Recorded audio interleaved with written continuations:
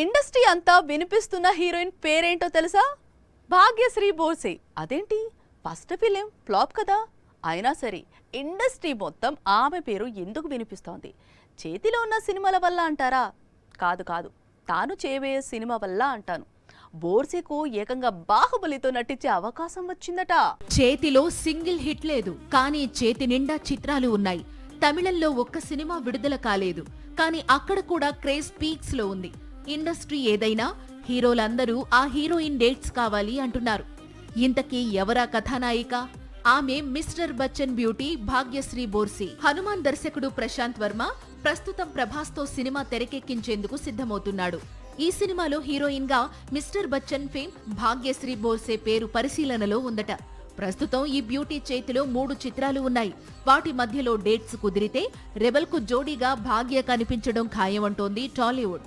ప్రభాస్ తో సినిమా అంటే డేట్స్ ఉండకపోవడం ఏముంటుంది? డేట్స్ అడ్జస్ట్ చేసుకుని అయినా భాగ్యశ్రీ బాహుబలితో నటిస్తుంది. బోర్సే నటించిన first Telugu film mister Bachchan flop అయినా తెలుగులో భాగ్యశ్రీ దూసుకుపోతుండడం హాట్ టాపిక్ గా మారింది. పైగా ప్రభాస్ లాంటి పాన్ ఇండియా స్టార్ సరసన అంటే బోర్సే కెరీర్ దశ తిరిగినట్లే, పాన్ ఇండియా హీరోయిన్ అయిపోయినట్లే. ప్రస్తుతం భాగ్యశ్రీ నటిస్తోన్న కింగ్డమ్ మే 30న రిలీజ్ కు రెడీ అవుతోంది.